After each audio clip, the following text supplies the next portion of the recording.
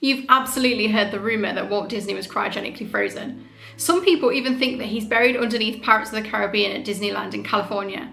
But if it's not true, why would that rumour, forgive the pun, just not die? In this video, I'm going to be digging into cryonics, and I'm going to be telling you how this rumour gets associated with Walt Disney.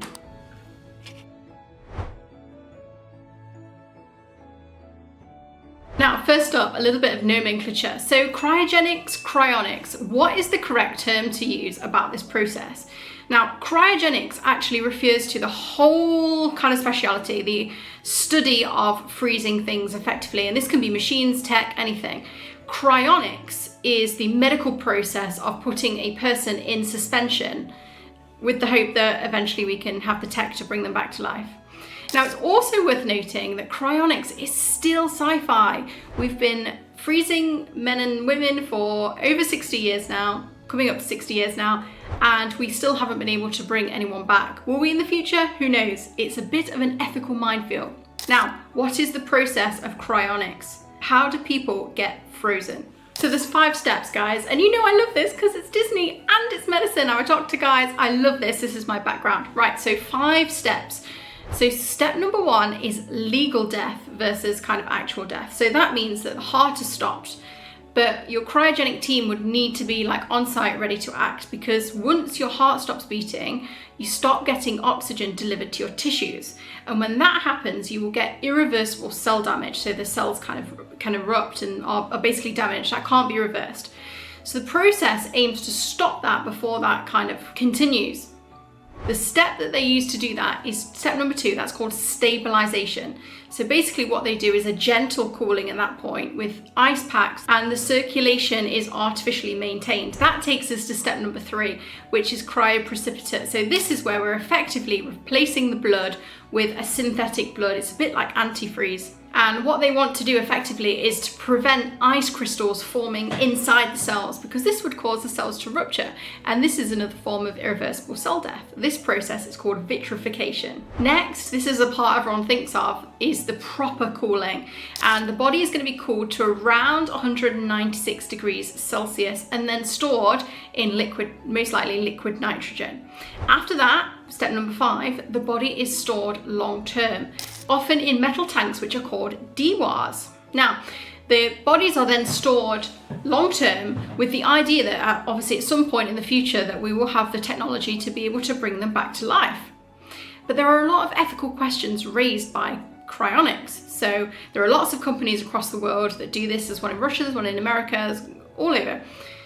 If the company goes bust, what do you do with the body? If the person can't pay anymore because maybe they signed up to only pay for 60 years, right? And sadly 60 years has come and gone and we still can't bring these people back to life. What do we do with the body? Who owns that body? Does the body have any rights? Another issue is, now you can save the whole body or you can save just the brain. Obviously, to just save the brain requires a more significant level of tech to be able to bring that person back to life. We're just not there yet. So cryonics itself, before you even bring in Walt Disney, is a little bit of an ethical minefield. It's sci-fi. We do not have an answer as to how to bring these people back. They're still suspended in animation. Now, but how does this get associated with Walt Disney? It's really interesting, guys. Disney dies in 1966, and one of the first mentions I can find in the press about him being cryogenically frozen is in an interview in 1972 by a guy called Nelson, who's talking to the Los Angeles Times, and he says Walt Disney wanted to be frozen. Lots of people think that he was, so this rumor already exists by 1972, and that the body's in cold storage in his basement. The truth is, Walt missed out. He never specified it in writing, and when he died, his family didn't go for it. They had him cremated. I personally have seen the ashes. They're in Forest Lawn. 2 weeks later, we froze the first man. If Disney had been the first, it would have made headlines around the world and been a real shot in the arm for cryonics, but that's the way it goes. Now, this is a really interesting article which gives us loads of information to dissect. Firstly, by 1972, he's saying people already at this point believe that Disney has been cryogenically frozen. So we know that the rumor exists by this point. He also insists that Walt Disney would have gone for it or might have liked the idea. And we'll come back to that because that's really important. And I think this is part of what's perpetuated the Walt Disney myth. But he definitively says Walt Disney was not cryogenically frozen, and he would have loved for him to have been, but he's seen the ashes himself. So Walt Disney was not cryogenically frozen. We know that for a fact. But the question is, why is this rumor so entrenched? Even today, like I'm obviously a baby of the late 20th century. Even I grew up hearing this rumor. Where has it come from? I'm going to tell you. So to answer this question, we have to both look at the person that Disney was and also the rise of cryogenics. Now, cryonics is kind of growing in California in the 60s. So we've got Disney in California in the 60s, he dies in late 66, and we've got cryonics, which is really growing in California in the 1960s. Now, the Cryonics Society of California is founded in 1966, the same year that Disney dies. So what you're getting is kind of a real public interest in cryonics. We know that it's in California, all around the time that Walt Disney is getting sick and dying. So that's probably reason number one. It's just the association of location and time with the end of Disney's life.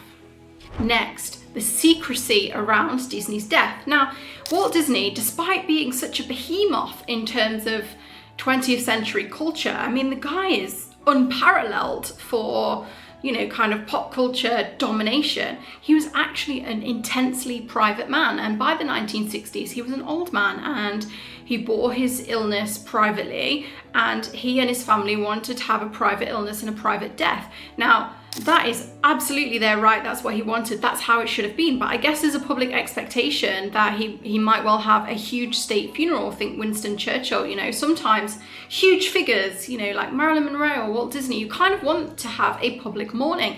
And this just doesn't happen with Disney. He just kind of quietly dies. And I guess this leads to kind of a speculation, and there's always a bit of fun with conspiracy theories, a mystery that the family were keeping it quiet because he'd been silently cryogenically frozen and buried in his beloved Disneyland. That's not the case, but you can kind of see why that idea might have arisen. Now, let's talk about the first person who's cryogenically frozen. It's a guy called Dr. James Bedford. He's the first, and that happens in January 1967. This is really shortly after Disney dies, guys. And so the two, I think, just become properly melded in people's minds. They're like, people in California, people across the world, we know now we've got this secrecy going on around Disney's death. And frankly, the papers are starting to speculate. And this speculation starts in the 1960s. There's no credible evidence for it, guys. It did not happen. Now, the other factor, which is so important to this myth, is Walt Disney himself. Now, when you think about Walt Disney, you think about Mickey Mouse, you think about animation, you think about the arts. But actually, Walt Disney is a massive pioneer of technology. Steamboat Willie is one of the first animations to pioneer and to use synchronized sound. In Snow White, he kind of pioneers and uses the multi-plane camera. He really is not just the behemoth of pop culture, but also of tech. Walt Disney loves tech. That is what separates him from other animators. He's always pushing.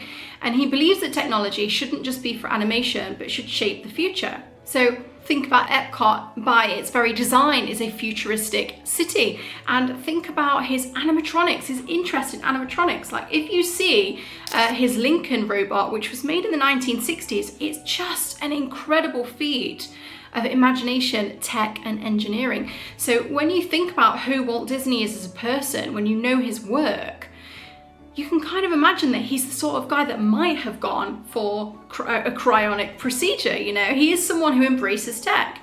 And so I think anyone who watched the Uncle Walt stuff growing up would be well aware of not just of, the stuff that Walt Disney was creating, but also kind of this wonderful vision that he had for technology of the future. And that really feeds into the idea that he was cryogenically frozen. Now, lastly, I think there's a bit of wishful thinking that has pushed and continues to push this rumor that Walt Disney was frozen. I mean, for many people, I know, I will say, I'll caveat it always, some of the Disney films in terms of, you know, some things haven't aged particularly well. You know, that's something that happens when, you know, things are 100 years old. But on the whole, Disney has created so much magic for so many people, so much happiness, especially for those people who kind of grew up thinking with, you know, seeing the Uncle Walt stuff. You know, Walt Disney comes to prominence in the 1930s. He's been around, he's been an established figure for everyone who's pretty much alive now, you know, has grown up with him being such a huge figure. The idea in such a scary and uncertain world that, you know, at some point maybe we could click our fingers and have the tech to bring Walt Disney back to life and have more of his vision, his animation, his wisdom, is an idea I think that is very comforting. And you know, we know that Walt Disney was not cryogenically frozen, but there is an idea, there is a sentiment that is wonderful, that if we could bring Disney back, that it would be so wonderful. And I think this is part of what has driven this rumor for years and years and years, is that people want Walt Disney back. And I totally get that. It's not the truth, it's not what's happened, but I totally get that. So thank you so much for solving this mystery with me. We now know that Walt Disney was not frozen, but I think we understand a little bit about why this rumor has kind of spread and has continued to spread for almost 60 years, and it's so interesting. Thank you for joining me, guys. Next week we are going to be doing a video of female writers across the centuries. We're going to go 3,500 years back and look at the world through all kinds of different eyes. So I hope you join me for that. Please do like and sub on the channel because it really helps small channels like mine. I'm so grateful for all of you, and I can't wait to see you all next week. I'm such a Disney fan, guys. I honestly can't wait for this video.